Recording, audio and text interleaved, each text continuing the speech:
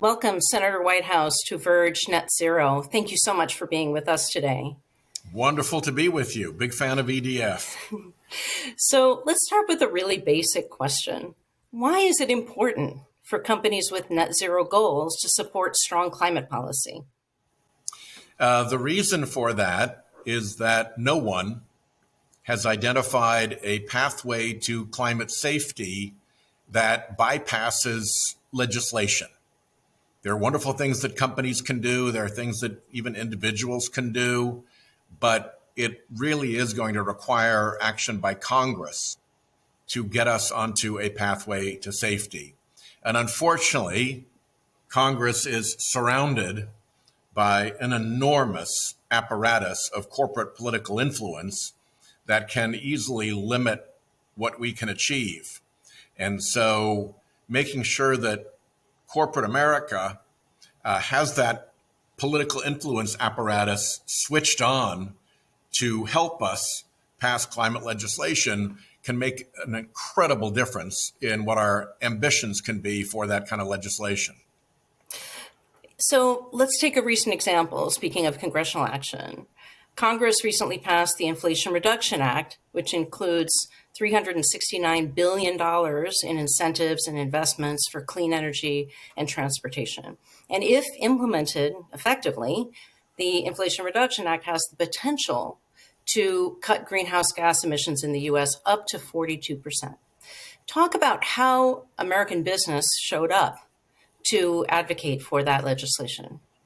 So, perfect example, because we had to use a rare parliamentary process that is only intermittently available to the Senate in order to get that bill passed, because we had to do it with only Democrats organizing the measure because Republican support was non-existent, largely because of that corporate influence problem.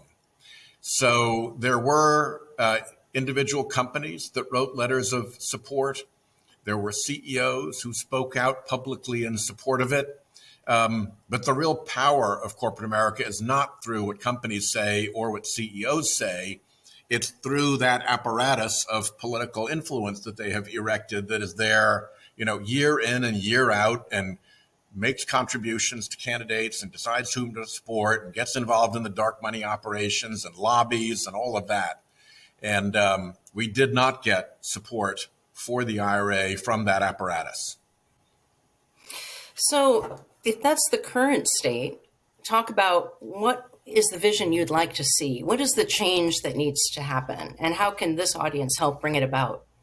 Yeah, absolutely. In the same way that corporations need to report their financial condition and the liabilities that they face to their shareholders, and soon are going to have to report climate liabilities that they face to their shareholders under the SEC rule, they should also be reporting their climate political activity. There should be an audited corporate political footprint statement that looks at lobbying, that looks at campaign contributions, that looks at dark money expenditures, and that looks at trade associations and gives the CEO and the board of directors and the shareholders an accurate view of what the corporation's stance is. Because all the time I see companies that say great things and maybe even do great things within their four walls and even within their supply chains. But when they come to Congress, all of that ambition evaporates and actually often is reversed so that their political influence operation is arguing against the things that they're publicly touting. And that is a bad gap for a company to be saying one thing and doing another. And the quicker the CEOs and the board know about the discrepancy, the quicker they can correct it, and the faster we move forward on climate.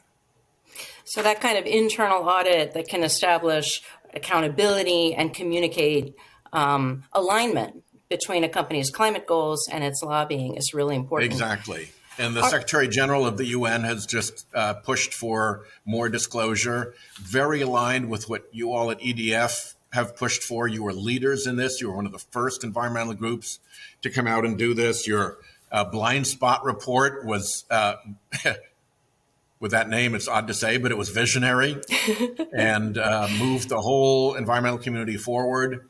So the next step on that is to make this reporting more rigorous and more consistent. And frankly, a company shouldn't be allowed to attend a COP meeting or sponsor things at a university without having brought its certificate of good behavior, its corporate, audited corporate political footprint statement. So it strikes me that what you're talking about here sounds a lot like the AAA framework for corporate climate leadership, with not just EDF, but the leading NGOs that work with business all endorse Ceres, C2ES, World Resources Institute, WRI, and WWF, and others. And the A's stand for advocate for policies consistent with your environmental goals, align your trade association's advocacy behind those goals as well, and allocate your spending to advance climate progress. And for the audience, if you'd like to learn more about that, go to AAAClimateleadership.org. My last question is, let's make this really actionable for our audience. What can they go home and do tomorrow to start getting on this path to putting their lobbying muscle behind their climate commitments?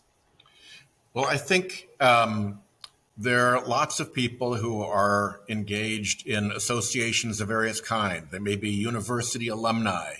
They may be members of environmental organizations. They may participate in conferences in which corporations wish to participate. In any one of those venues, you can advocate that the university, that the environmental group, or that the meeting forum actually require this as a condition, a ticket of admission for the corporation, so that everybody knows who's really with you and who is there kind of under a mask of wanting to look sustainable while actually firing torpedoes into Congress's efforts to solve the problem. And I think across the board, that can be done. And the more that notion is percolating up through all these different groups, the more they can move. And because this is voluntary in the sense of the groups deciding to do it, it can move pretty rapidly if it becomes something that people get behind virally, and it doesn't require us in Congress to mandate it or even a regulatory agency to mandate it. This is something that people of goodwill can simply require as your ticket to participation in civilized society regarding environmental stuff. So as a follow-up, making it more concrete, what are some of the policies that the companies in this audience should be preparing to engage in going forward in the coming year? I think proper and full disclosure across the spectrum of corporate political activity as it relates to climate is really important.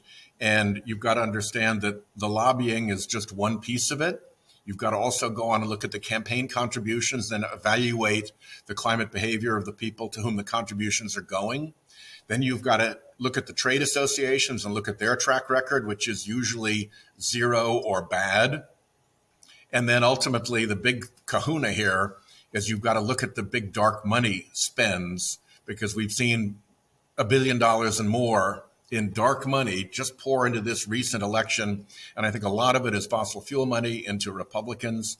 And I think the price of that for the Republican Party is that they have to do nothing on climate change and block our actions.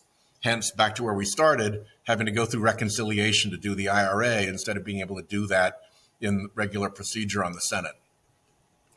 Well, thank you very much, Senator Whitehouse. Really appreciate your being with us today, and thank you for your leadership on the climate issue. Thank you for EDF's leadership.